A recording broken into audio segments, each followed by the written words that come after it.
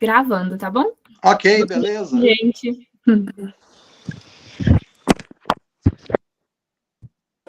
Boa noite. Boa noite. Tudo bem? Tudo bem. Um prazer estar aqui com vocês para a gente conversar um bocado sobre esse livro, minha obra, literatura também. Vai ser muito legal. O prazer é todo nosso. Obrigada, viu, por aceitar o convite. Eu que agradeço o convite. Foi muito bom. Bom, então agora eu e a Camila, a gente vai fazer uma apresentaçãozinha rápida sobre a sua biografia. E aí depois a gente vai iniciar algumas perguntas sobre o conto que a gente leu, né? O Pão de Queijo. Perfeito. Então vamos lá. Bom, hoje a gente vai falar sobre o Luiz Gifone, né? Presente aqui conosco. Ele é um escritor natural de Minas Gerais e ele é vencedor de vários prêmios. Ganhou o prêmio Jabuti de Romance Literário, a Bienal Nestlé de Literatura Brasileira, Prêmio Minas de Cultura, dentre muitos outros. Eu estava até lendo aqui porque tem muito prêmio. Atualmente, o Gifone ele tem 75 anos e ele escreveu 26 livros. Desses 26 livros, ele tem um vasto repertório. Ele fala, na biografia lá que a gente leu, fala que ele se inspirou em vários autores, como Hemingway, dentre muitos outros, exteriores e não exteriores. Desses 26 livros dele, uma coisa muito interessante é que ele escreve com uma notável variedade de gêneros. Ele escreve com romance, crônica, ensaio, novela infanto-juvenil, conto. Então, ele escreve com uma notável variedade de gênero. E agora a Camila vai falar um pouquinho sobre o conto. Boa noite. Boa noite, Tudo bem? Camila. Tudo bem, Estão e você? escutando direitinho? Beleza. Então tá joia. Bom, gente, a obra que a gente leu hoje, né, inclusive pertence ao gênero conto. E, bom, no geral, as obras dele falam, trazem uma realidade da vida para o leitor. E nisso ele mistura, né, para trazer essa realidade, ele faz o uso da ironia, da ousadia. Eu acho que, né, vocês perceberam aí quando a gente leu o conto. Bom, além disso, ele vai tratar muito da violência nas obras dele. Porém, não é o único assunto que ele fala. Ele trata de diversas questões dessa realidade de vida. Bom, e com isso, eu já queria saber se eu posso abrir, né, o debate com uma pergunta Claro. sobre a obra. Claro, Perfeito. Camila, fique à vontade. Pode Obrigada. começar. Bom, assim, eu, no decorrer da minha leitura, por assim dizer, eu percebi que cada vez que eu ia lendo, eu esperava algo, mas me surpreendia de uma forma mais pesada. Então, eu achava que eu ia para um caminho e acabava me surpreendendo de uma forma mais pesada. Então, eu queria saber se isso é intencional para tratar dessa violência, ou se realmente foi uma percepção minha com a minha leitura do conto. Camila, é o seguinte, o conto, a gente desenvolve certos contos, não todos, mas você procura aos poucos ir somando ao conto essa tensão, essa carga que você está falando aí. De modo que é uma percepção sua e é uma percepção correta. Realmente é intencional a gente, eu pelo menos, ir aumentando a carga emocional da história até ela chegar num ápice, o clímax, entende? Há várias maneiras de você abordar um conto. Essa é uma delas. No meu livro tem várias. Por acaso, esse conto ele vai desenvolvendo assim, num crescendo, e até chegar num momento de uma ruptura, de uma porção de coisa que converge para a cabeça da personagem, até ela dar aquele rompimento no final. De modo que você foi em cima. É isso mesmo. É proposital e eu quis fazer foi isso mesmo. Foi trazer um choque, né? Assim, crescendo, vai crescendo, crescendo, crescendo, até o clímax, entende? Então, é isso. Mas nem sempre é esse o tema que você aborda nas suas obras, né? Sim, claro, claro, claro. Ali, por exemplo, aqui, esse aqui que é o livro que eu publiquei, do qual foi extraído esse conto. São 16 contos. Tem aqui, por exemplo, tem alguns contos que falam de amizade, tem outro que fala da velhice, tem outro conto que é um encontro entre um Michê e uma mulher que está procurando alguém para passar o fim de semana com ela, e então junta a fome com a vontade de comer. Então, essa é uma história daqui, mas acontece que os dois são mentirosos. Então, o conto se chama Os Mentirosos. Tem 3 contos extremamente violentos que contam uma coisa que eu fui ao Rio de Janeiro para conhecer e estudar a vida numa comunidade do Rio, em Copacabana. E então eu trouxe essas histórias do Rio. São verdadeiras, elas têm um fundo de verdade, pelo menos, entende? Exceto a última, que é o único conto que chamaram a atenção, é o único conto do livro que não tem palavrão. E é de uma violência enorme a história, entende? Mas não tem um palavrão. E ele se chama Ternura. É a história de uma avó tentando salvar o neto, já que o filho dela acabava de ser assassinado. E tem essa história que eu falei da velhice, que é o relato de uma senhora que vai ficando com Alzheimer. Então, ela vai perdendo a consciência e o conto diz justamente isso, como que é a evolução da perda da consciência. Tem um outro conto que é um velório, se passa inteirinho num velório, em que a vida de um casal é despida nesse velório e todas as hipocrisias do relacionamento vêm à tona, e mais algumas. Tem um conto da última que ele é baseado todinho na Bíblia. A Bíblia é um livro violento, extremamente violento. Não sei se vocês já leram a Bíblia. Já leram? A Bíblia é um livro maravilhoso. Tem que ser Suponho que lido. ainda não.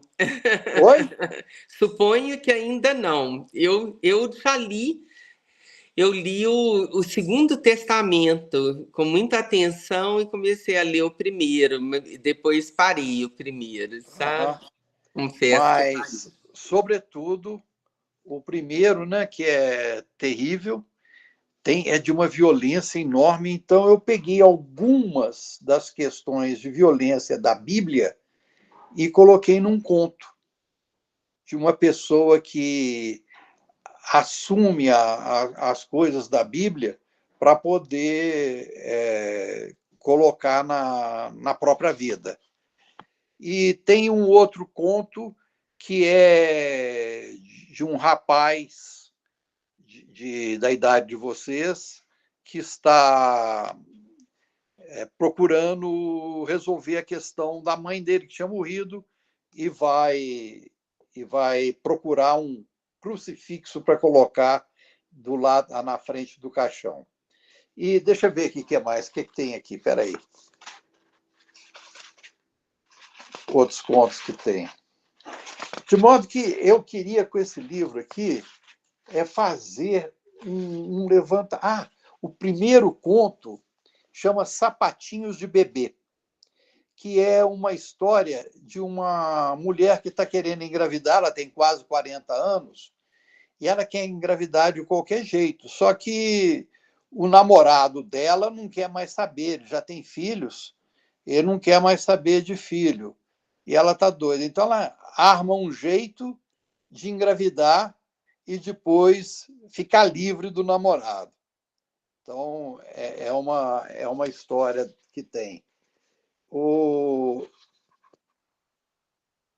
Tem um conto que chama Guerra nas Estrelas, que é a história de dois meninos, um de 10 e um de 4, que estão indo ao cinema, e acontece a história no coisa. O outro é a nave Rosa-Choque, que é a primeira descida de alienígenas na Terra. Mas, com questão de fake news, as televisões todas estão dizendo, mas o personagem não sabe se aquilo é verdade ou se é uma montagem de inteligência artificial na televisão que está passando pelo mundo inteiro. Então, o que é verdade? É uma discussão sobre o que vai ser a verdade daqui para frente. Se ela vai ser... como que você vai fazer para saber se é verdade ou não o que você está vendo? E tem mais... a garota que tinha nome de música, que é uma menina que transa com dois caras, dois amigos, e ela adota o nome de música, de uma música dos Rolling Stones, eu não sei se vocês sabem, conhecem, chama Ruby Tuesday. Conhecem? Alguém conhece? Não? E então ela tem... Acho que as referências musicais deles são mais São outras, recentes do que mais as recentes. nossas. Se bem que os Rolling Stones ainda estão por aí, né? Já estão rodando.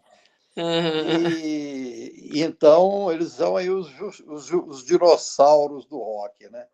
E então essa menina fica grávida e ela acha que o filho é de um deles, pelo qual ela se apaixonou. Mas os meninos não estão querendo saber de gravidez nem nada e ficam apavorados com aquele negócio de ter que assumir a responsabilidade de um filho e simplesmente querem ir embora. Só que pelo qual ela se apaixonou, ele também acaba se apaixonando por ela. Só que aí tem o desfecho da história que eu não vou contar para vocês. Se alguém resolver ler o livro, não tem o desfecho. Então, são esses os contos que tem aqui no A Vida, a Morte e Outros Penduricalhos. Mas é realmente isso. O livro eu tentei pegar assim,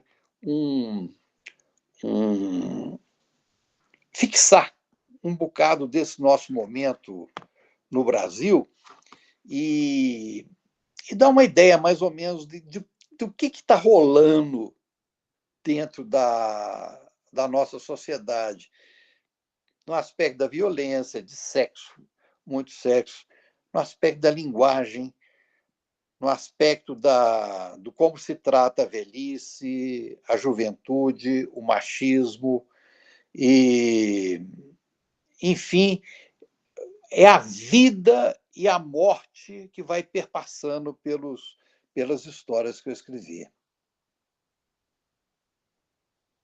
Ótimo, muito bom você ter descrito o livro inteiro, né? Que eles não lidaram com ele, então é importante que eles conheçam o livro inteiro. E agora, Gabriela tem uma pergunta também? Quem é o próximo a perguntar? Vamos Eu queria seguir. perguntar, na verdade. Sim. A minha Vamos lá. pergunta é sobre o conto, né? O Pão de Queijo, que a gente leu. Uma coisa que me chamou muita atenção no conto foi a estrutura sintática das frases, porque no início tem umas frases muito longas, assim, muito grandes mesmo, e aí dá aquela sensação de ansiedade, assim, que as frases são longas, elas não acabam, e aí dá aquela sensação de ansiedade. E aí, logo, de uma hora para outra, as frases elas se condensam, elas ficam curtinhas. E aí me deu uma sensação meio esquisita na leitura. Eu queria saber por que você optou por esse estilo de construção de frase. Entendi.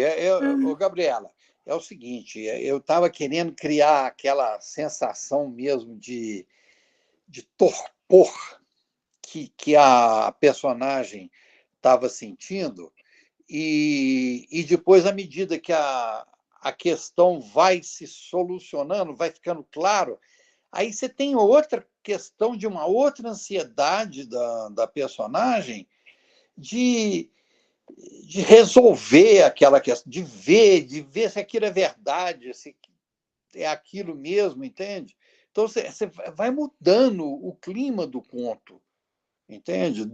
À medida que a garota vai descobrindo o que está acontecendo, o que foi que realmente aconteceu, e ela, então, vai ficando brava, ela vai ficando puta, ela vai ficando com muita raiva, até ela dar aquela explosão, que é só uma explosão verbal, né? Mas que diz, que sintetiza até a situação toda da história. Sim, porque a própria estrutura das frases já me gerou esse efeito, eu fiquei meio incomodada, eu fiquei meio assim, mas beleza, obrigado, viu? De nada. Imagino que era esse efeito mesmo que ele queria criar, né? Exatamente. Então, vocês mesmas podem gerenciar quem está na fila para perguntar. Camila e Gabriela, tá bem? Podem gerenciar quem é o próximo. Eu acho que é o Lucas que levantou a mão primeiro. Certo. Sim. Lucas, né? Boa noite. Boa noite, Lucas. Então, eu queria saber, sim, para você, porque a gente já está realmente acostumado, assim, que a gente vê em televisão, noticiário, assim, que a gente já está acostumado com essa violência, assim, na nossa sociedade, assim, que parece que está por todo canto, assim, e tal. Eu queria saber para você como que é essa passagem, assim, disso que a gente vê no dia a dia, assim, para literatura, assim, que se torna, então, uma forma de arte e algo que é instigante de você continuar lendo. Uhum. Ô, Lucas, o noticiário impacta as pessoas diferentemente. A notícia que chega para mim é a mesma que chega para você, mas você sente de maneira, eu sinto de outra. Então, eu tento capturar desse noticiário um substrato, tentar perceber, tentar filtrar alguma coisa que me diga para escrever esse livro aqui especificamente, que me diga do momento atual que a gente está vivendo. Então foi isso.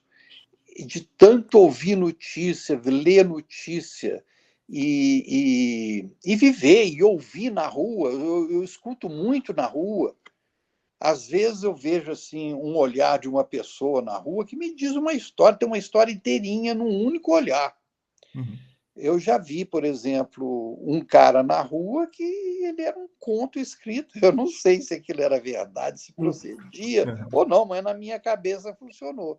De modo que a notícia é a mesma coisa. Chega a notícia para mim e eu vejo alguma coisa além da notícia. Eu estou vendo uma violência, eu estou vendo uma degradação, eu estou vendo, quem sabe, uma melhora, entende? E então é assim que eu percebo a coisa, as pessoas percebem de maneira diferente. Cada um percebe de um jeito. Essa é apenas uma maneira, essa é apenas o toque do escritor, entende? Cada escritor vai de uma maneira diferente, esse é o meu toque. Agora, é uma coisa interessante, né? A gente nunca sabe se aquilo que a gente está escrevendo, se aquela abordagem que a gente está fazendo vai chegar a mais pessoas ou menos pessoas, se aquilo vai agradar a quem está lendo, você entendeu? Isso é igual uma garrafa que você joga no mar, assim, com uma mensagem, que você não sabe se vai chegar a algum lugar. Tem gente que gosta, tem gente, não, aquele escritor ali é uma porcaria, não vale nada. Então, isso é uma coisa que a gente tem que... São os riscos inerentes, cada profissão tem uma coisa, um risco inerente.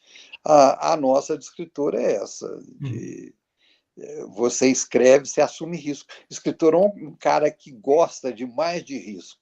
Sim. Porque a gente escreve, a gente às vezes leva paulada, tem gente que não concorda, acha que você é isso, que você é aquilo, você fala disso e fala daquilo que não devia, fala demais, e outros que você não falou tudo, entende? Que devia ter ido mais fundo, de modo que é uma profissão de alto risco, que tem muita gente que diz o seguinte: o melhor que você faz é não falar, porque você está falando, você está se expondo.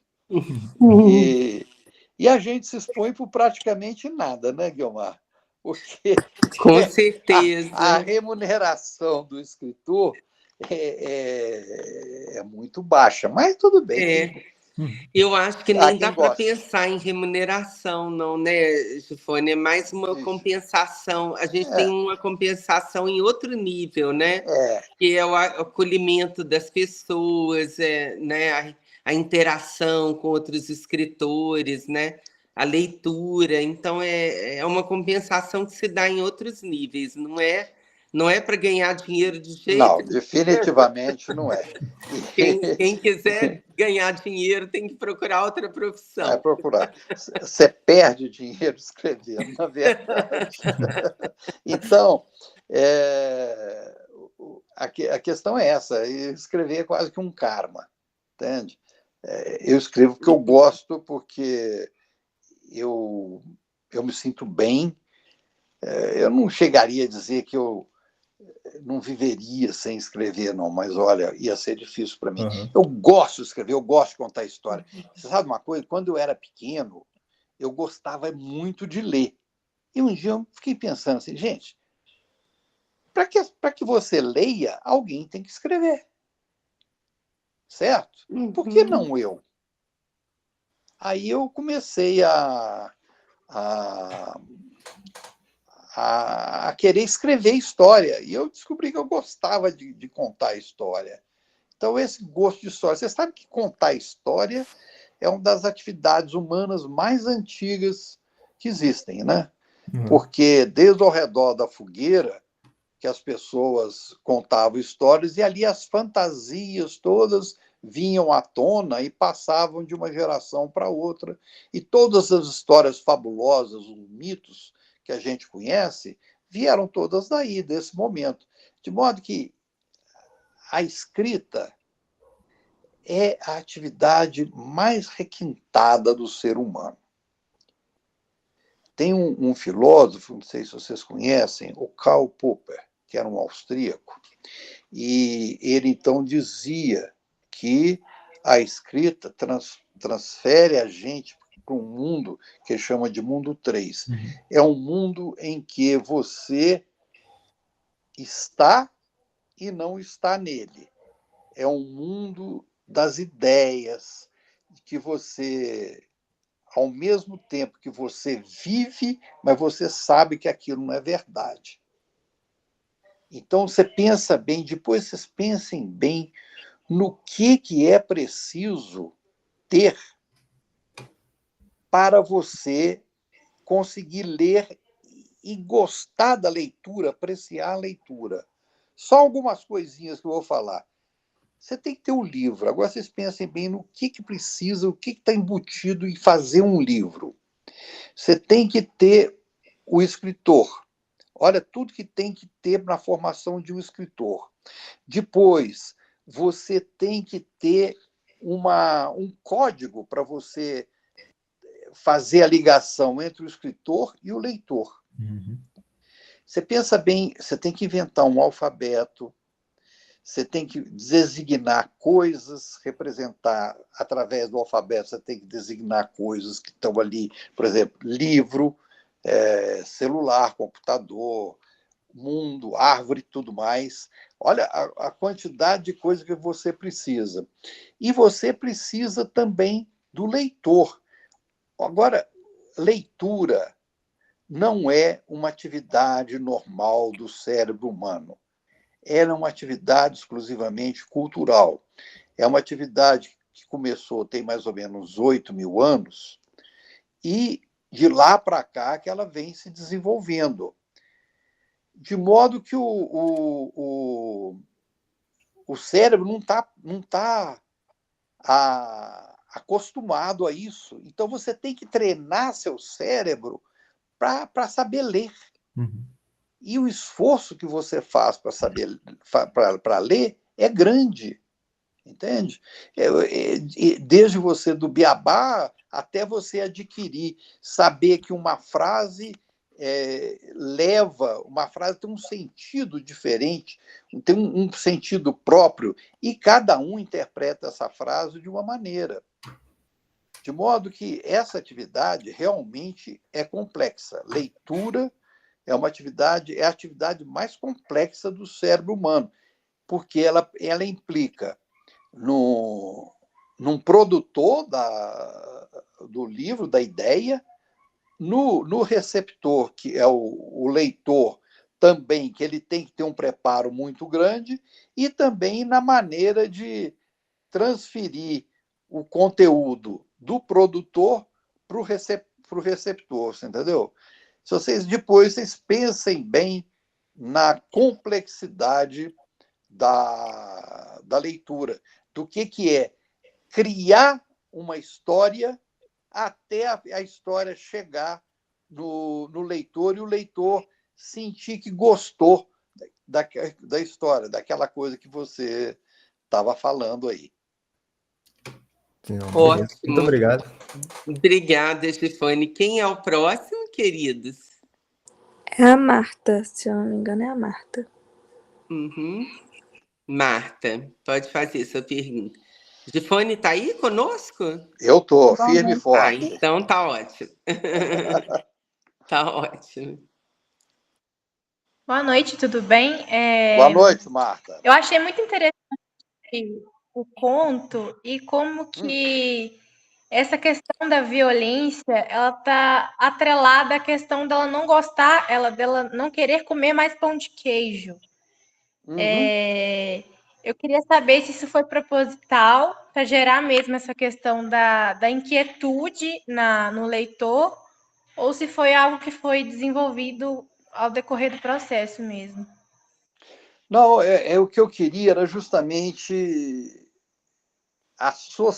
fazer uma associação muito sutil entre a renúncia dela ao pão de queijo e a libertação dela da questão da violência.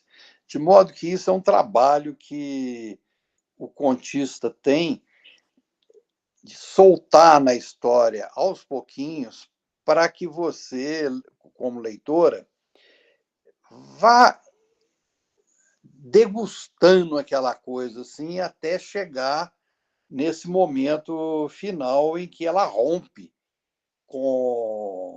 em cima de uma pessoa que está servindo pão de queijo, que é uma coisa que não tem nada a ver com o que se está passando dentro da cabeça dela. Você pensa bem, uma garota que perde ao mesmo tempo a mãe e o pai matando a mãe, e depois os irmãos da mãe matando o pai da menina.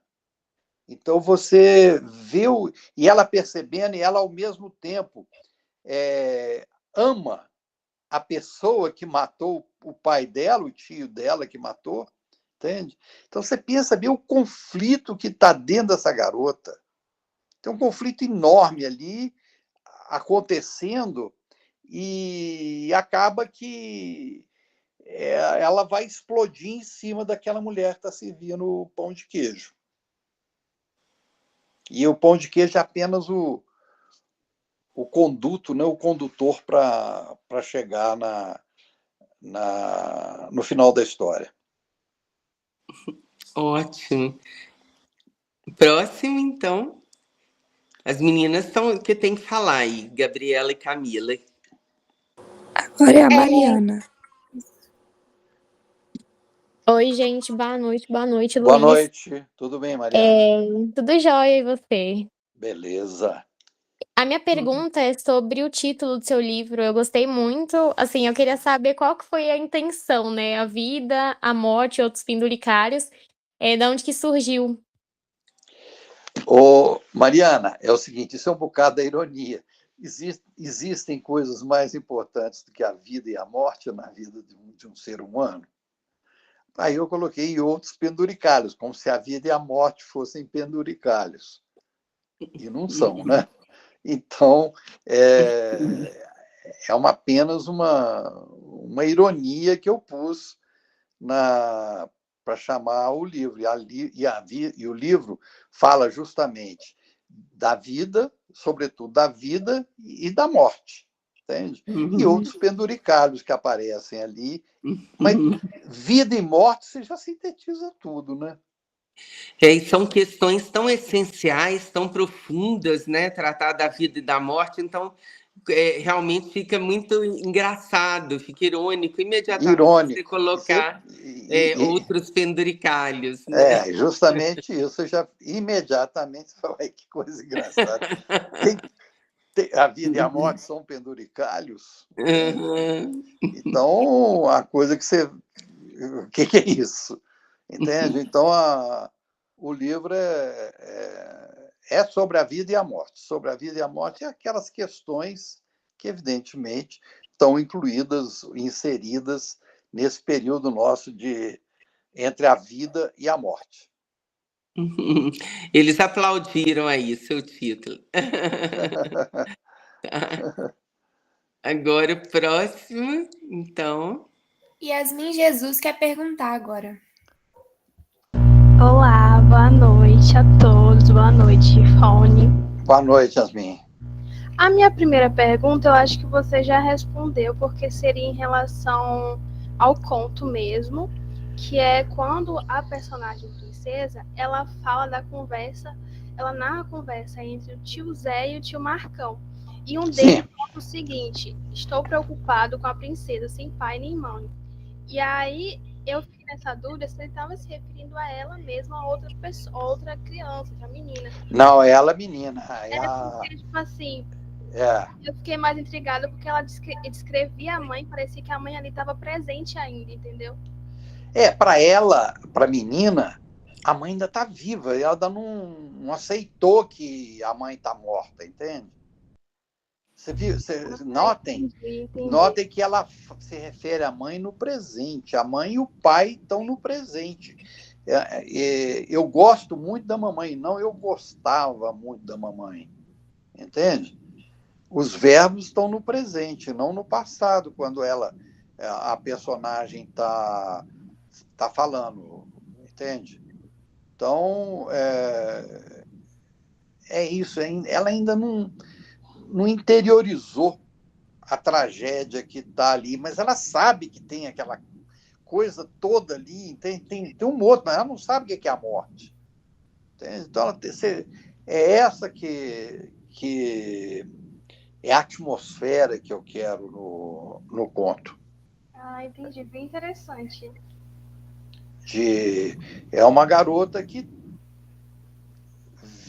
está vendo a morte da mãe, a mãe morta, ouviu que o pai acabou de ser morto com 38, e ela está naquela coisa assim, mas ela ainda não assumiu, ainda não aceitou a morte da mãe, está ali a mãe como se fosse viva, ela querendo que a mãe ajudasse e tudo mais, e não vai ser possível, nem o pai vai ser possível ela encontrar mais.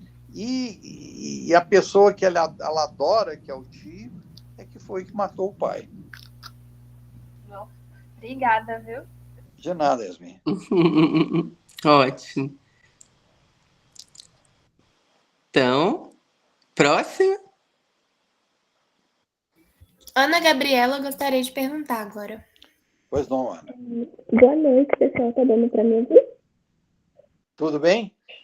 Boa noite, Luiz. Boa noite, Guilherme. Estou te ouvindo muito mal. Você pode falar mais próximo do microfone, querida? Tá dando para... Peraí, deixa eu só tirar, para trocar o microfone. Só um minutinho.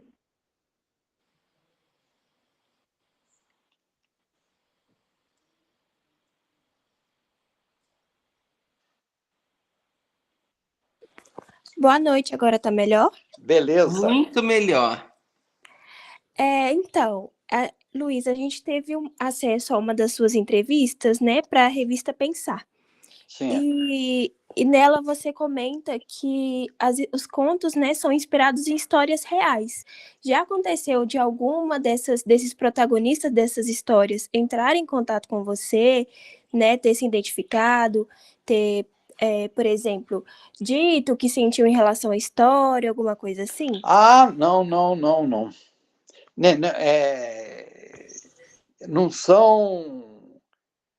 Eu apenas baseei as histórias em pessoas com quem eu tive contato rapidamente, mas não... ali é ficção, entende? Não tem uma coisa assim real de retratar, não. Eu ouvi um fato, ouvi alguma coisa e criei em cima daquilo. Só para você ter uma ideia. Tem Sim. uma história ali que é de um menino de 13 anos de idade que quer entrar para o bando do primo dele, que é um bando de traficante de droga. E então o primo fala assim: para você entrar, você tem que mostrar que é macho, diz para ele. E para ser macho, para mim, você tem que matar a primeira pessoa que descer a rua ali e dar um fuzil para ele. Você entendeu? E aí vem descendo um Fusca, velho para danar, e ele descobre que o Fusca é da professora dele, que ele gostava muito da professora. Aí ele fala: não, eu não vou matar a professora. Eu falo: não. Para entrar no bando, não importa quem venha, quem seja, não, você tem que matar. E o menino vacila e mata a professora. Dá um tiro e mata a professora. E então, essa história, o que foi?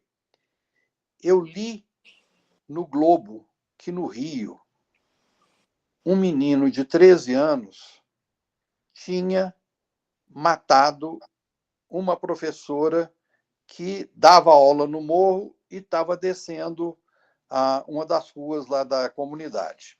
Entende?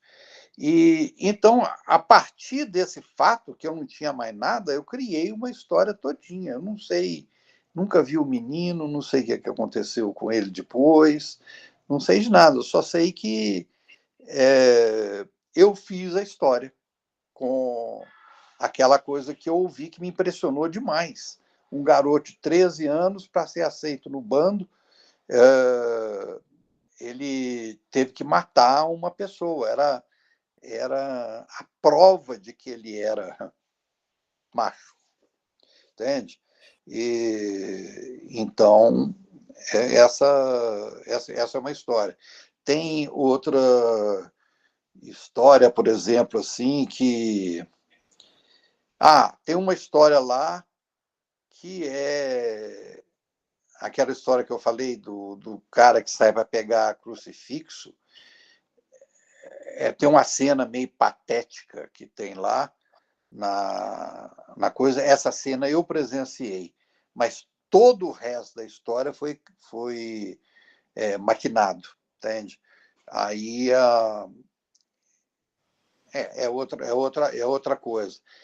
Tem assim, há coisas que são fictícias que eu criei, há outras assim apenas de relance, que eu ouvi uma história, eu criei em cima daquilo.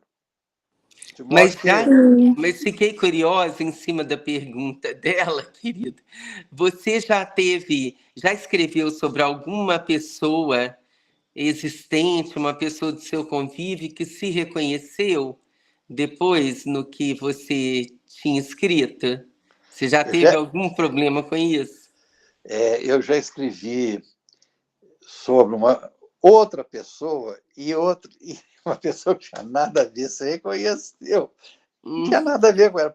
Pensei numa outra pessoa. Agora, já teve um caso comigo, seríssimo, que... dois, aliás.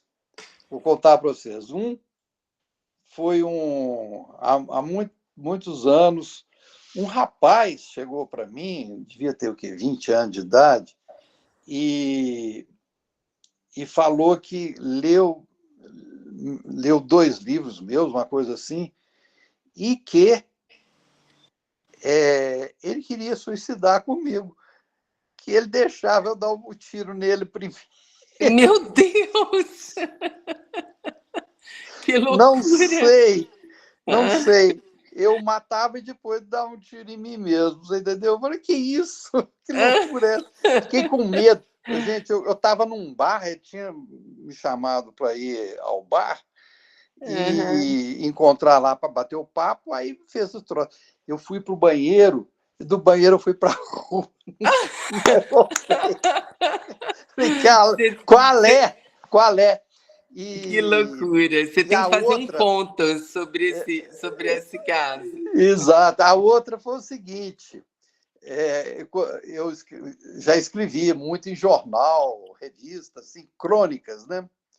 E uma vez eu escrevi uma crônica brincando com o pessoal de academia de ginástica, que fica lá todo mundo se exibindo, um mede o braço, o bíceps do outro e tudo mais, e controla, mede quanto você tem de perna, largura de perna e tudo mais, e ficam se exibindo, se pavoneando uns para os outros, né?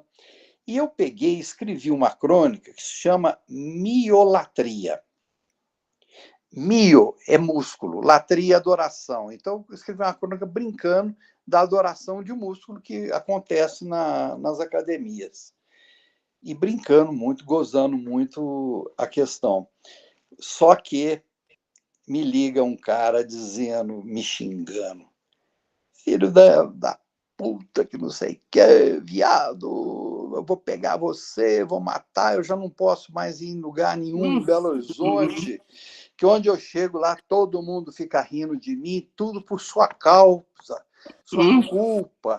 Você escreveu sobre mim lá na academia, não sei o quê, pô, acabou com a minha vida, eu vou acabar com a sua. Eu falei assim, mas quem que está falando? É o Miola. Miola, o cara a crônica chamava Miolatria, aí o nome dele era Miola. Aí o que aconteceu? Ele achou que fosse para ele. Eu falei, cara, eu nunca te vi, nada, não faço a mínima ideia do que é, porra. Você sabia que meu nome era Miola, assim, ficou me gozando aí, você soube de alguém, ficou rindo. Eu vou pegar você e vou dar um cacete no seu, eu já sei onde é que você mora. Eu sei onde você mora, já peguei tudo. Você espera, tá? Então, além de não dar dinheiro, a profissão de escritor é perigosa. Perigosa, muito perigosa. Escrever é muito perigoso, viu? Escrever é perigoso. Que delícia essa conversa. Então, o próximo que vai perguntar, gente... É o Gabriel agora. Oi, boa noite. Boa noite, Gabriel. Tudo bem? Tudo jóia. Eu percebi, o título do conto já é pão de queijo, né? Mas tem essa incessante coisa do pão de queijo e eu fiquei meio que pensando, assim, se isso também não poderia ser uma metáfora para uma tentativa de lidar com o luto. Aí eu gostaria de saber. Ô Gabriel, você tem sempre essa questão de metáfora, você usa. E para poder ser...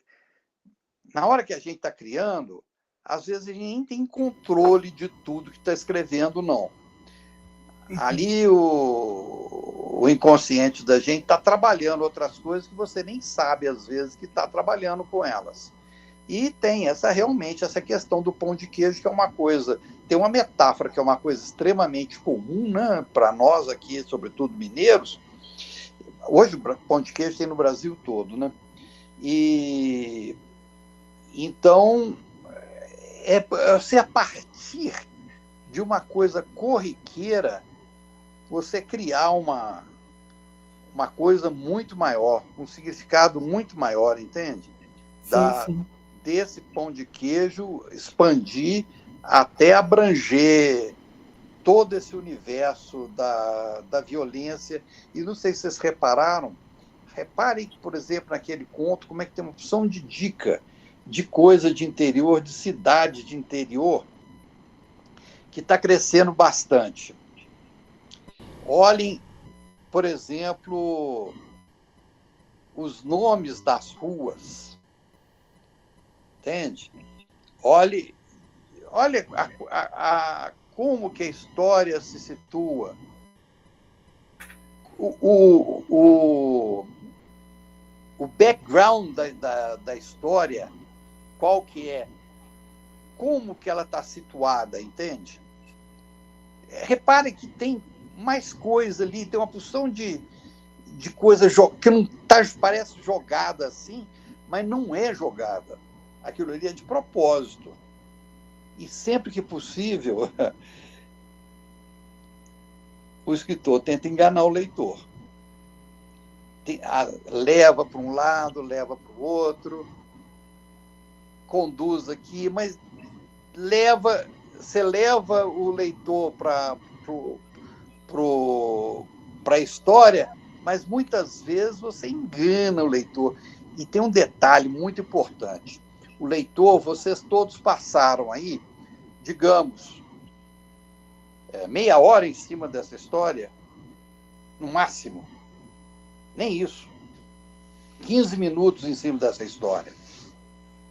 Eu fiquei, talvez, sei lá quantos meses que eu fiquei em cima dessa história. De modo que eu tenho muito mais contato, eu pus muito mais coisa ali em palavra, de semear dúvida e dubiedade, e de modo que criasse também assim, um pouco de interesse na história. E criasse também essa coisa do Brasil, de identidade com o Brasil, entende?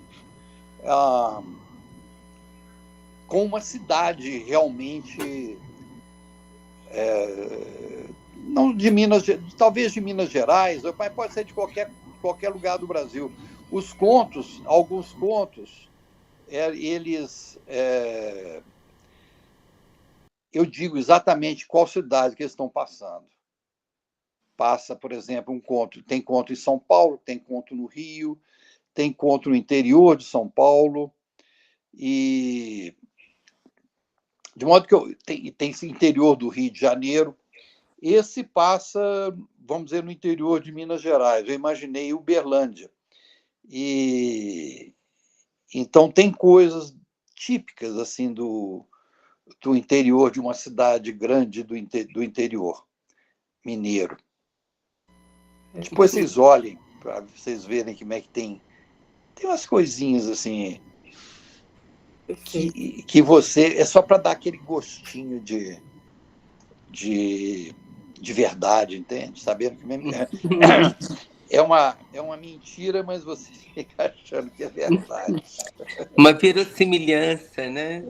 Uma verossimilhança. Quer dizer, o escritor é a arte de mentir e contar uma mentira como se fosse verdade, né? A gente inventa essas coisas todas e tenta dar aquela vestimenta de verdade, né? E você que ficou pouco tempo em cima da história, 15 minutos, e eu fiquei 1 ano, entende? De modo que eu tenho jeito de fazer muita sacanagem com o leitor. Várias sutilezas, né? É isso. Eu gosto da sutileza. Quando eu escrevo, por exemplo, o conto é uma história curta, mas quando eu escrevo romance, eu ponho várias histórias dentro de um romance. Se você olhar na superfície, você vai ver, por exemplo, de repente, uma história movimentada digamos, um assassinato, a solução do assassinato. No meio tem uma outra história ensanduichada e por baixo aí que vai realmente a temática da história, entende? É ali por baixo que que circula a ideia, entende? A motivação da história. É isso, eu gosto de fazer assim. Nunca ache que um romance meu é aquele negócio. Não é, não. A parte mais embaixo é que é a mais importante. E que eu gosto de esconder. Essa você tem que ler e entrar dentro dela para poder descobrir o que tem lá dentro. Tem alguma coisa. Eu, por exemplo, tenho um romance que se chama A Árvore dos Ossos. Esse romance conta a história de uma família no interior mineiro de muita relação consanguínea, e eles são tidos como bobos e tudo mais. E a história, isso é só por cima. Por baixo da história tem uma outra história muito maior, muito mais importante para mim. E por baixo ainda tem outra história que foi pelo motivo pelo qual eu escrevi a história. Porque a gente, não sei se vocês sabem, o cérebro da gente, ele é uma soma, uma superposição. Aqui na frente, a gente tem a parte frontal, que é a parte mais nova em termos evolutivos, que é a parte que te faz planejar, raciocinar e tudo mais. Aqui no meio, tem aqui nessa parte uma parte mamífera, vamos dizer assim, que é o mesencéfalo, que ele foi adquirido realmente no período depois com os mamíferos. E aqui atrás a gente tem o cérebro reptiliano. É o cérebro comum que os répteis têm. Então a gente tem 3 cérebros: o reptiliano, o mamífero e esse da frente aqui, frontal, que é exclusivamente humano.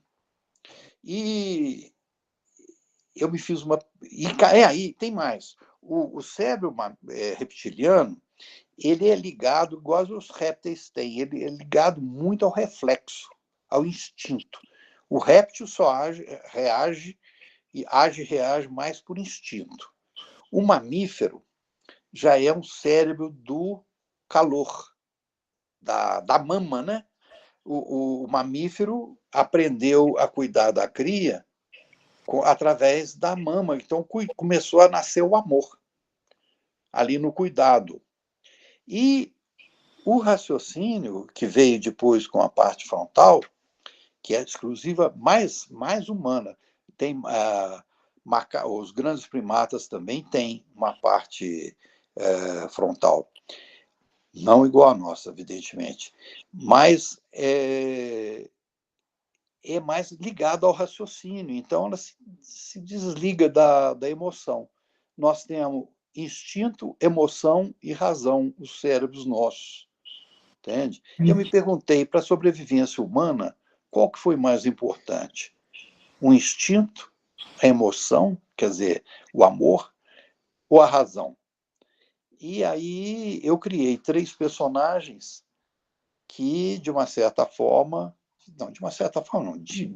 que realmente personificam o instinto, a emoção e a razão. E aí eu escrevi a história sobre isso. Quer dizer, essa história você nunca vai perceber que a discussão que eu estou querendo era resolver para mim uma questão. Você vai ver que é uma história de violência, de muito amor, de manipulação, porque o cérebro mamífero ama e manipula também, e o cérebro de raciocínio da razão também manipula, sabe manipular com consciência, entende? E o instintivo não, ele é mais... ele segue em frente assim, sem olhar para o lado, vamos dizer assim. Então, 3 personagens, eles narram a mesma história, eles vão narrando a mesma história, e cada um com a sua voz. Então, é isso, o romance, ele te dá tempo, fôlego e espaço para levar essas histórias em frente e ensanduichar e enganar o leitor. Ótimo. Ótimo. Muito bom. Estamos nos divertindo muito, Giovanni. Mas aí, não pensa mal de mim, não, Gabriel. É o seguinte, o leitor gosta de ser enganado. O leitor gosta de ser enganado. Quanto mais enganador, melhor o autor. Entende? Não vou pensar nada de ruim, não, de jeito nenhum. O segredo da arte é criar uma coisa que é totalmente mentira e que faz as pessoas se engajarem com aquilo, sabe? Exatamente. Esse é um artifício, é um ardil, né, que você pode usar ou não, entende? E enquanto autor, para o leitor. Eu por exemplo, gosto de fazer essas coisas, essas brincadeiras todas. Por exemplo, estou lembrando aqui de uma coisa, tem um romance meu que se passa fora entre um personagem brasileiro e uma, acho que é norte-americana, uma coisa assim. O diálogo deles tem erro de tradução. É como se eu estivesse traduzindo a conversa deles e reescrevendo a história com erro de tradução, traduzindo errado o que o personagem que eu criei, você entendeu? Estava traduzindo errado a frase deles. Não podia ser a frase dita daquele jeito, entende? Então, é uma brincadeirinha assim, boba, que eu faço na história. Ótimo, muito bom. Perfeito. E próxima pergunta. Yasmin de Oliveira quer perguntar agora. Ok, Yasmin. Boa noite, pessoal. Boa noite. Boa noite. Então, a minha pergunta é relacionada mais ao conto e focada bastante no sentimento, né, da narradora e da personagem princesa. Que, enquanto eu vi o conto, a personagem ela mostra um sentimento de angústia, parece não pertencer a lugar nenhum, né? Por conta da ficha que ainda não caiu para ela, né? E eu queria saber como foi o processo de escrever sobre essa confusão de pensamentos e explosão de sentimentos que ela demonstra estar sentindo por conta de ter perdido os pais, né?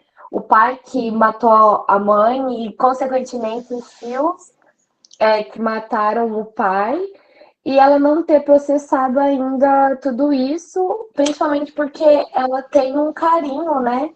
Pelos tios dela, né, que cometeram esse ato. Ok, Yasmin. Eu queria justamente abordar essa questão dessa angústia nessa garota. E eu fiquei pensando como que iria receber uma garota. Uma coisa, quando eu descrevo um personagem, eu estou lá dentro dele. Eu vou dentro dele. Então, ali eu sou uma garota adolescente, entende?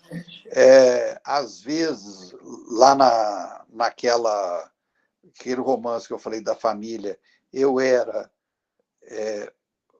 uma pessoa que pensava com instinto, pensava só com o afeto, outro que pensava só com a razão.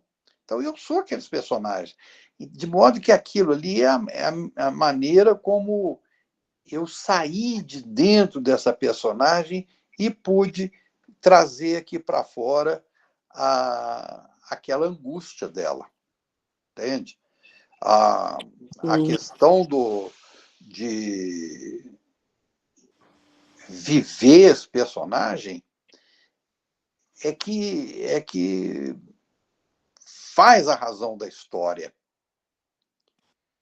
Vamos dizer, tem uma expressão em alemão que chama Gedankenexperiment, que é uma experiência do pensamento, que usou muito isso o Einstein.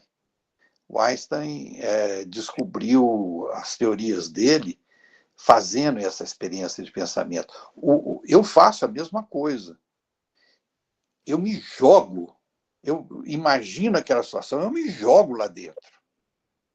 Eu me jogo e falo, o que aconteceria depois? Como se desenvolveria esse conflito, entende? E como que eu posso transformar isso numa coisa de arte, que não tenha nada a ver comigo, mas tenha a ver com a literatura em si. É isso que importa. É você mergulhar lá dentro e trazer para fora esse sentimento. De modo que essa angústia é certíssimo, é isso.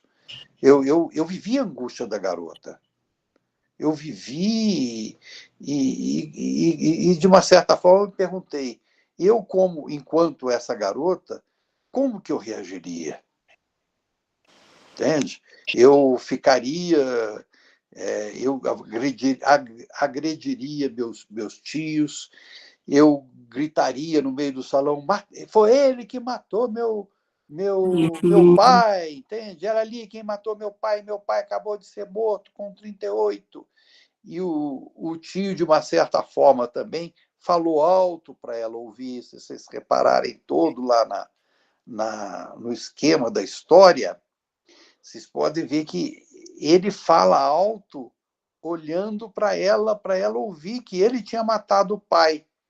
De uma certa forma, está dizendo para ela assim, acabei de vingar sua mãe. Seu pai não merecia ficar vivo. Mas será que ela aceitava aquilo? Era o pai dela, pô. Apesar do pai ter matado a mãe, mas ela pelo menos ficaria com metade do coisa ali. Ela não tinha mais ninguém de referência de pai e mãe, entende? Então é isso, eu mergulhei ali e esse foi o caminho que eu escolhi. Eu achei que dentro da cabeça daquela garota, a saída seria essa. Essa angústia dela, ela, de uma certa forma, voltou a angústia dela contra a mulher do pão de queijo. Do pão de queijo murcho. É isso, a maneira, é uma abordagem do escritor, a maneira do escritor ver aquela situação. Ótimo. Entendi, muito obrigada. Como é que é? Muito obrigada pela explicação. De nada. De nada, Yasmin. Bom, agora é o Arão. Boa noite. Boa noite, Arão. Beleza. Tem umas afirmações que eu escutei agora sobre... acho que, se eu não me engano, você afirmou que é muito difícil saber o que o autor quer dizer nas entrelinhas, né? É isso? Não é difícil, você pode perceber tranquilamente o que o autor quer dizer. Não tem jeito de você esconder tanta coisa o tempo todo. Mas, se você fizer uma leitura muito superficial, você vai provavelmente passar por cima dessas sutilezas. Olha, não quer dizer que todo mundo seja assim, não, Arão. Tem gente que escreve diferente. Eu estou só dizendo do meu jeito de escrever história, entende? Eu acho que tem que ter alguma coisa a mais. É porque eu vim com esse questionamento para essa aula e acabou de reafirmar esse questionamento, que assim, não dá para você ler em meia hora o que a pessoa escreveu, igual você contou o caso, que eu demorei 1 ano para escrever, alguém leu em meia hora e assim, fica difícil falar o que estava nas entrelinhas, a não ser que conheça pessoalmente, que sabe da história de vida, porque, como eu acho que você também afirmou, o subconsciente está trabalhando junto, né? É, claro. Às vezes até o próprio autor, na hora que está escrevendo, não tem essa consciência clara do que ele quer dizer com aquilo. Às vezes ele está escrevendo e está buscando coisas lá do subconsciente que está gravado há muito tempo. É verdade. E ele está só reproduzindo ali, e você mesmo afirmou que às vezes ele não está nem claro para ele o que ele está querendo levar para o autor, né? E também você fez a brincadeira de que a gente tenta fazer pegadinhas para o leitor, não é isso? São pitfalls, são armadilha mesmo. Isso. E aí só reafirmei essa questão que eu vim com essa dúvida, porque eu pensei assim, nossa, falar o que uma pessoa estava querendo a partir de ler um texto e falar o que ela estava querendo falar nas entrelinhas, só se conhecer pessoalmente, saber a história de vida. Acho que conhecer pessoalmente não, acho que pode até ajudar, mas você mergulhar no texto, e eu sempre, quando leio um texto, eu procuro a cabeça do autor no momento da concepção, da escrita da história. Eu, às vezes, não estou ligado no texto, estou ligado na cabeça do autor, o que ele estava pensando, o que ele estava querendo naquela hora. Sim. Entende? Como se eu estivesse escrevendo junto com eles, e com o autor, e entendendo a história, para poder capturar justamente essas nuances, ou se perder nas pegadinhas, imaginar que ali tem nuance. Porque a literatura é essa riqueza enorme, né? Você, às vezes, está achando que tem uma coisa, mas o autor não teve nenhuma intenção de falar aquilo. Aquilo simplesmente foi você que construiu aquela história. Sim. Essa que é a riqueza da literatura. Cada cabeça que lê a história, lê de uma maneira diferente. Porque a sua experiência de vida é diferente da experiência de vida do autor. De modo que o tipo de palavra que ele usa, a construção que ele usa, tudo isso mostra um background do autor. Sim. Tem uma outra questão aqui, assim, é só para pontuar. Às vezes não é necessário nenhum comentário, mas se for acrescentar alguma coisa sobre isso, numa entrevista da Folha que alguém citou aí, o Pensar, tem uma parte que fala sobre estatística, que o Brasil é o país que mais compra livros no mundo. Aí tem essa outra autora que está no mesmo material que a professora mandou para a gente também, que faz parte dessa entrevista, eu acho. Ela escreve assim, mesmo as estatísticas apontando que o Brasil é o país que mais compra livros, né? Isso não é verdade, hein? Não? Na rede pública, você diz? Eu não sei, eu só tirei da entrevista, de algum lugar da entrevista que... se não for verdade, aí é... porque o mercado brasileiro não é o maior mercado de livros do mundo. Não é. Mas em alguma parte da entrevista está escrito isso. E aí a Ana Lima, ela fala assim, vivemos uma época em que os livros foram tratados como um amontoado de muita coisa escrita. Contrapondo isso, né? Não adianta só comprar o livro, mas tem que fazer as pessoas lerem, né? Tem que fazer as pessoas gostarem da leitura. Claro. Interpretarem, né? Interpretar. Agora, pode falar, Gifone. Não, o Guiomar e Arão, seguinte, o Brasil, infelizmente, não sabe ler.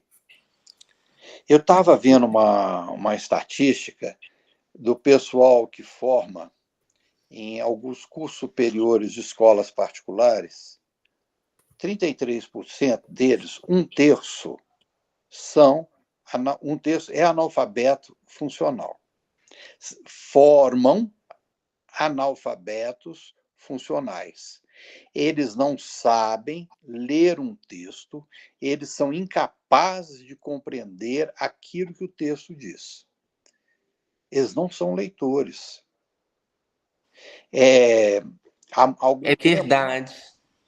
são leitores. Se vocês chegarem aí na própria universidade e pegarem assim, alunos da universidade, vocês vão ver que tem muita gente aí que não consegue ler um texto e entender o que foi falado, o que estava escrito naquele texto.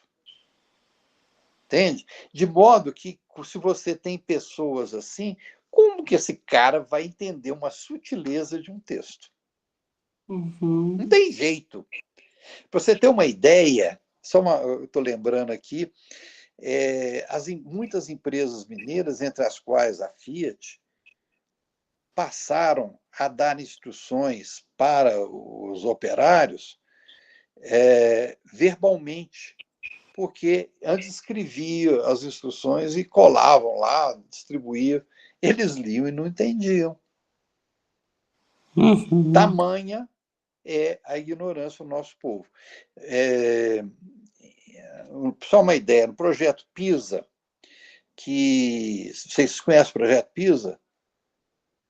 Não? Sim? Não? Bom, o projeto PISA é um projeto da Comunidade Econômica Europeia, ditos, não só europeia, mas ditos países desenvolvidos, e eles, então, acho que 2 em 2 anos, eles fazem uma medição de ciência, matemática e literatura, e literatura, no mundo inteiro, com a turma de primeiro ano do ensino médio. E são 70 países aproximadamente. O Brasil já foi vice-campeão mundial, você acredita? De baixo para cima. Ficamos em 69º lugar uma vez. E a gente está sempre ficando ali 65, 66. Terrível. Quer dizer, de 70 países, nós somos, em questão de literatura e interpretação de texto, nós estamos em 60º lugar ou abaixo disso. Entende? Uma vez analisaram 20 países, pegaram 20 países e fizeram a análise de texto desses 20 países. O Brasil ficou em 19º. Aí, quem ficou em 20º lugar, pior leitor do mundo, era a Indonésia. Aí um humorista virou e falou assim: chupa a Indonésia! Quer dizer, nós ficamos terrivelmente mal nessa questão de literatura. E também nessa amostragem, né? Então, infelizmente, é isso. É até uma coisa quixotesca. Escrever com sutileza para um país que não sabe ler nem o grosso modo da coisa, entende? Mas, infelizmente, isso escrever é um karma, né? Vocês aí que estão lendo estão apreciando. Então, para mim, isso é ótimo. Isso.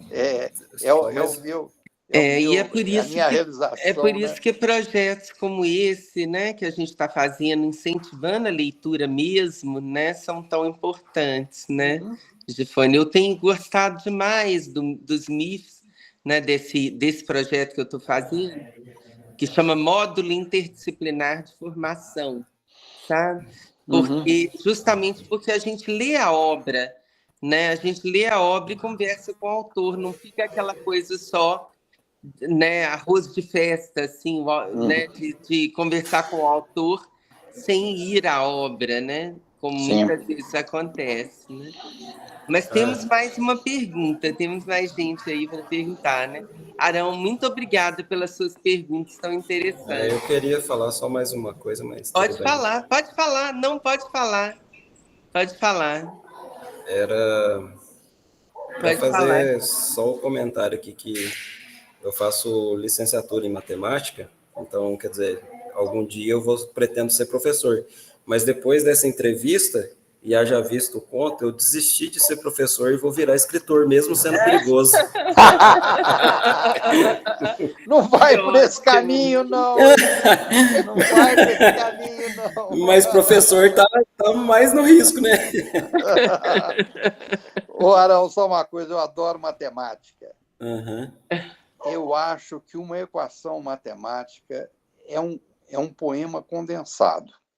Entende? Uhum. A beleza que tem a equação matemática é a beleza de um poema. Entende? E, por exemplo, a hora que você pega E igual a MC2, e se você for tentar analisar isso sob essa ótica de um escritor, de ver a beleza que existe você sintetizar tanta coisa da natureza em 5 símbolos, né?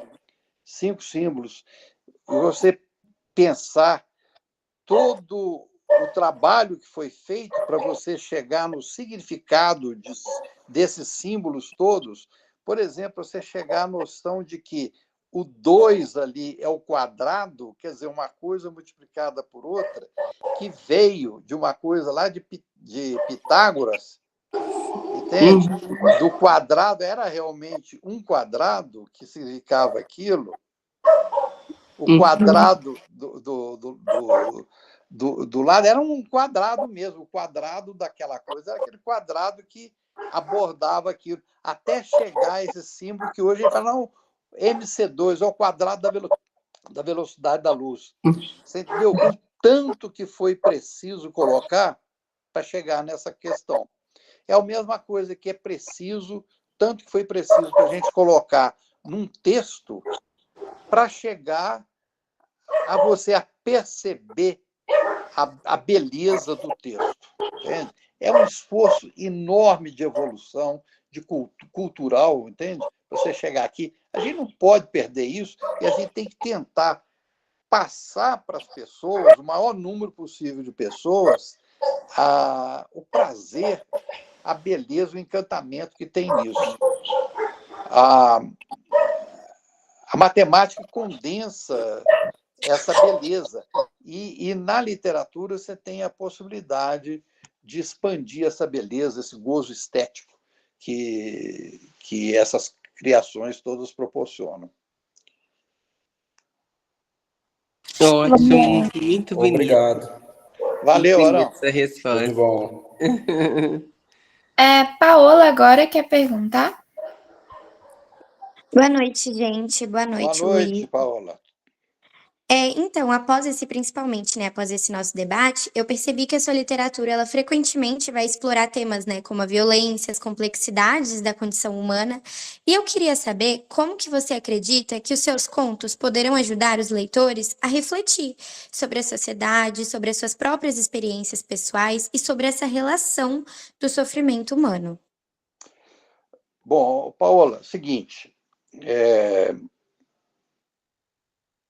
literatura minha, ela não tem um objetivo assim de coisa, não. Eu escrevo para contar uma história, certo? É importante que você reflita, faça refletir sobre uma questão, igual esse livro aqui. Não nego que tenha uma tentativa de examinar a violência, por que a gente é tão violento, por que o Brasil está tão violento, e o que faz essa violência. Mas literatura não é uma questão de objetivo. Mas a literatura, se levar a refletir sem oferecer soluções prévias, tá? Eu acho ótimo. Solução prévia à literatura já encapsulada, tipo autoajuda, assim, nem literatura, mas tipo, como parecido com a autoajuda, que ofereça já aquela, não, você está assim, você está assim, aquela coisa assim mecânica, você entendeu? De que se você nasceu assim, você vai ser assim, então isso de você é assim. Não é assim que a literatura, a minha literatura, pelo menos, não é. Eu não quero, eu quero contar história, quero divertir e quero realmente também fazer você, de repente, enxergar uma perspectiva nova, um caminho novo que possa levar você a refletir sobre alguma coisa.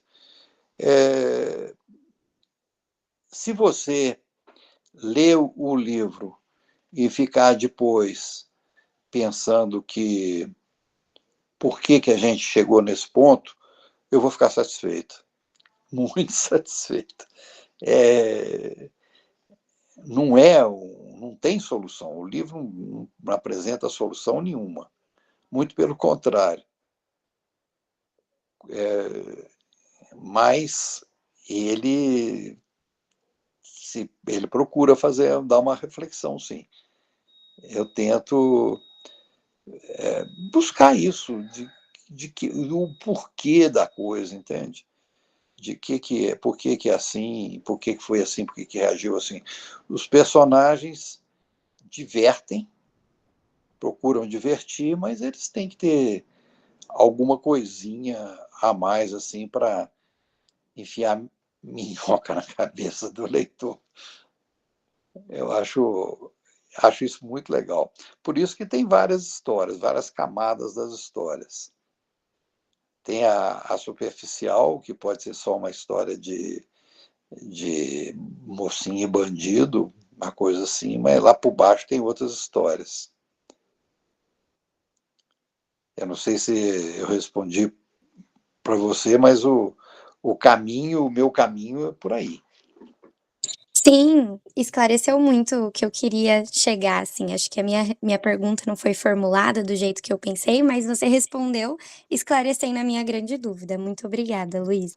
De nada, Paola. Bom, agora a gente tem uma pergunta no chat, aí eu vou ler aqui para você, tá joia? Tá legal. É do Afrânio, ele perguntou a seguinte pergunta. Ele fez a seguinte pergunta: como você vê a relação entre o conceito de morte e a forma como ela impacta as histórias das vidas dos seus personagens? O meu conceito de morte, ele não está expresso, digamos, num personagem, nem estou lembrando. Mas é o seguinte, ali tem vários conceitos de morte na história. Eu pego conceitos de morte que eu já vi. Tem gente que não acredita na morte, tem gente que não acredita em outra vida, mas tem muitas pessoas que acreditam e se consolam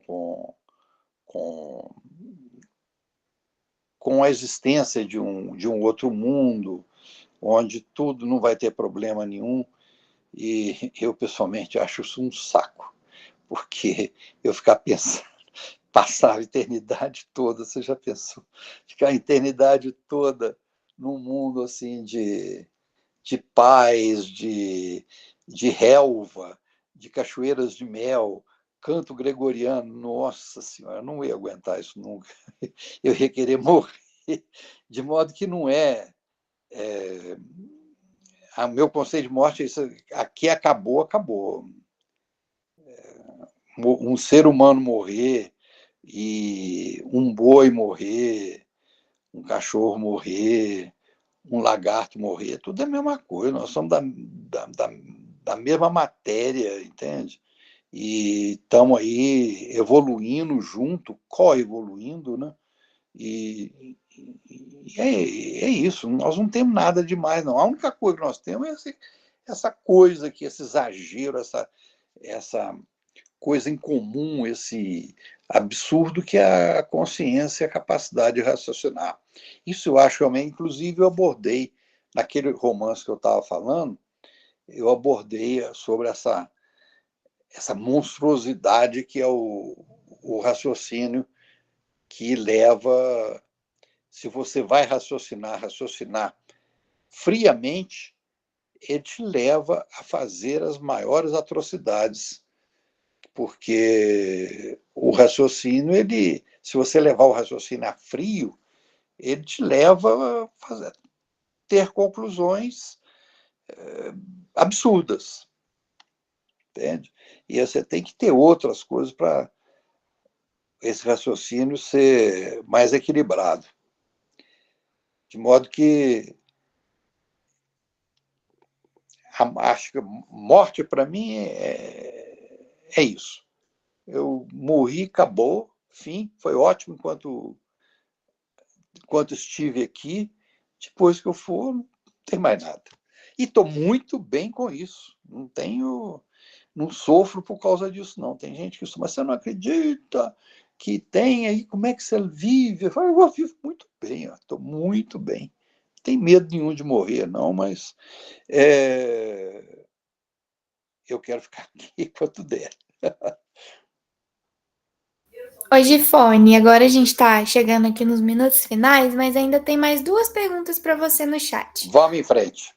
Uma é da Amanda, e ela pergunta, em um mundo em que a violência é um tema recorrente nos noticiários, você acredita que a literatura pode ajudar na conscientização social?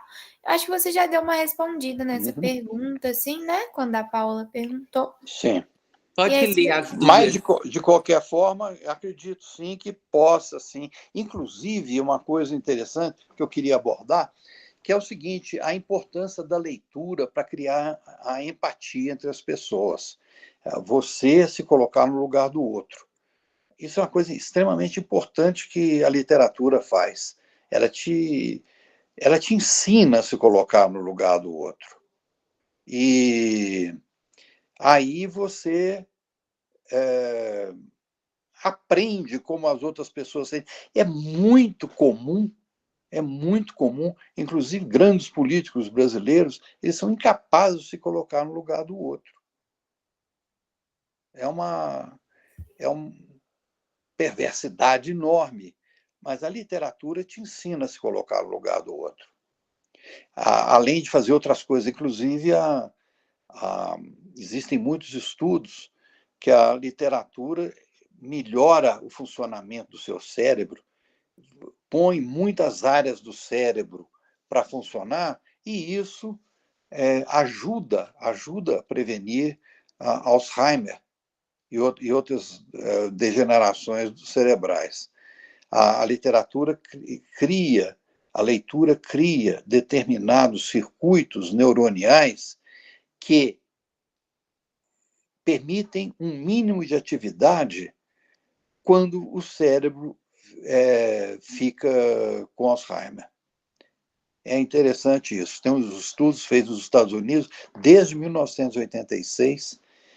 Se vocês tiverem curiosidade, leiam, chama The Nun Study, o estudo sobre as freiras da Universidade de Kentucky. Chama Dr. Snowdon. É um estudo muito interessante. Tem outros estudos também que mostram, inclusive, que quem lê bastante tem mais parceiros sexuais. Porque vocês, mulheres que estão aqui, que são a maioria, vocês acabam escolhendo os seus parceiros, e não o contrário. Os homens não escolhem as parceiras, mas sim, as mulheres escolhem os homens. E os estudos mostram que que é lógico que a pessoa, na hora da escolha, ela procura instintivamente e irracionalmente aquela pessoa que pode dar o melhor conjunto de genes para o filho dela. E uma das coisas que indicam uma boa carga genética é a capacidade verbal. A capacidade verbal, então, é um jeito de seleção natural. Então, as pessoas que têm maior capacidade verbal, elas são mais disputadas. E para as mulheres também.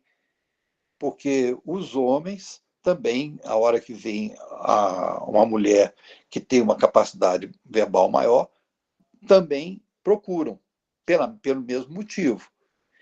E isso só é possível por causa da leitura. Quer dizer, a leitura ajuda muito nesse sentido. Não quer dizer que seja só a leitura, não, de jeito nenhum. Mas a leitura ajuda você a ter uma melhor capacidade verbal. Eu tenho feito uma palestra sobre a leitura e o cérebro. Estou comemorando 30 anos esse ano que eu tenho feito essa palestra. 30 anos. Já fiz essa palestra para tudo quanto é lugar, dentro do Brasil e fora do Brasil. E então é uma coisa interessante. Vale a pena ver o efeito da leitura. Põe no Google reading, efeitos de leitura. Se você procurar o Google em português, até que não vai ter tanto, não. Procure em inglês, que vocês vão ver a quantidade de estudo que existe no mundo afora sobre a questão da leitura. Beleza. A Edneia fez uma série de perguntas aqui, mas como o nosso tempo está curto agora, aí eu vou ler as duas primeiras porque elas estão ligadas.